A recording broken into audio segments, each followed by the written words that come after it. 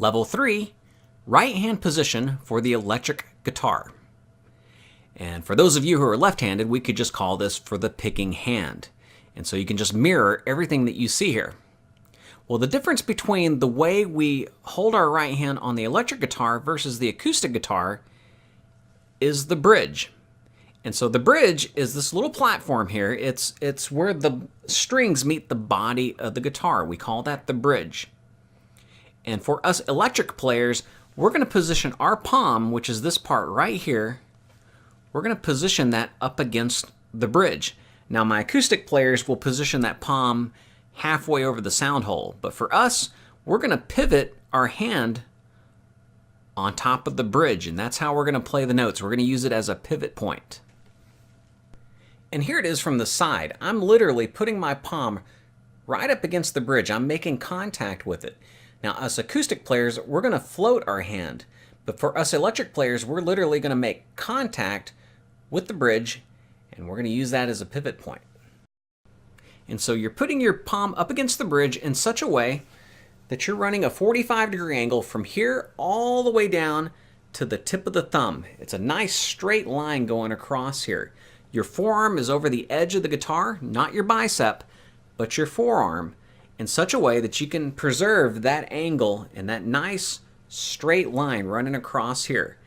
We're working with what nature gave us. You don't want this, and you don't want this. That's too extreme. You want it right there, splitting the guitar from corner to corner. And when you do that, it puts your hand diagonal against the strings, and it also puts your pick diagonal against the strings at a 45-degree angle.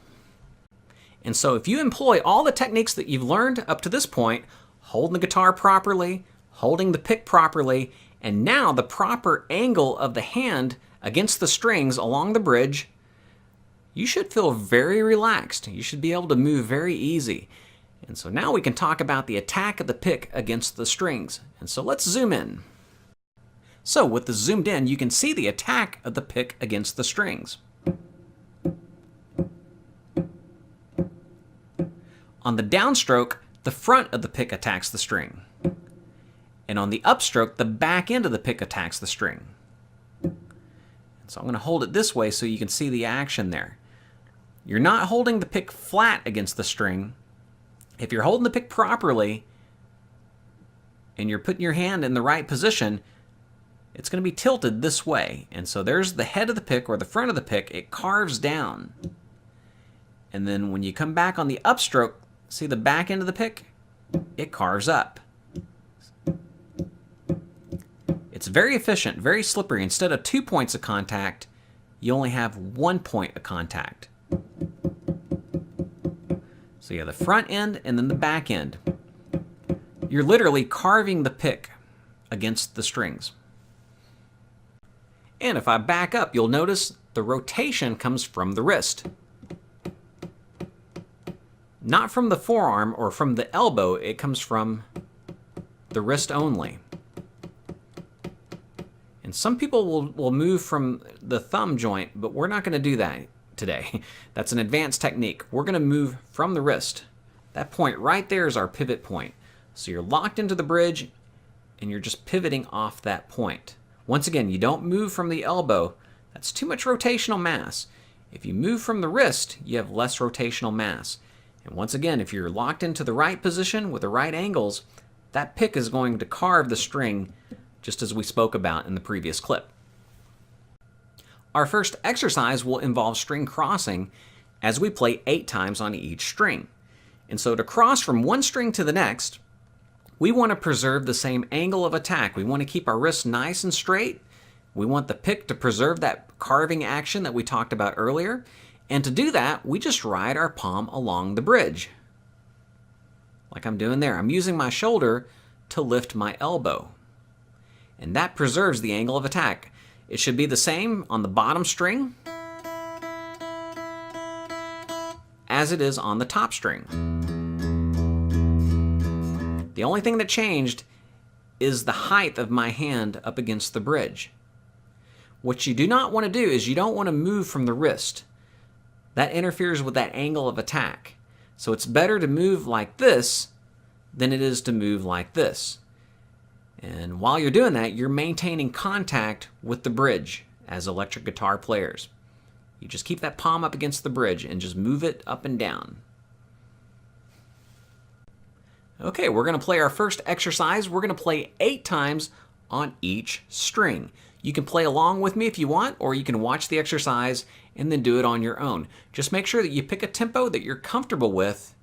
Maintain your down and up strokes. Play as small as possible. And listen for equal volume on the downstroke and the upstroke, as well as equal attack. You want your downstroke to equal your upstroke. Okay, I'm going to give an 8 count, and then we'll start. 5, 6, 7, 8. 1, 2, 3, 4, 5, 6, 7, 8. 1, 2, 3, 4, 5, 6, 7, 8. 1, 2, 3, 4, 5, 6, 7, 8. 1, 2, 3, 4, 5, 6, 7, 8. 1, 2, 3, 4, 5, 6, 7, 8. 1, 2, 3, 4, 5, 6, 7, 8. 1, 2, 3, 4, 5, 6, 7, 8. 1, 2, 3, 4, 5, 6, 7, 8. 1, 2, 3, 4, 5, 6, 7, 8. 1, 2, 3, 4, 5, 6, 7, 8. 1, 2, 3, 4, 5, 6, 7, 8. Very good. And as you get better, you can work on refining your attack with equal volume, equal distance, and then try to make your movements even smaller. The smaller you move, the less energy it takes. You'll be able to play much faster down the road.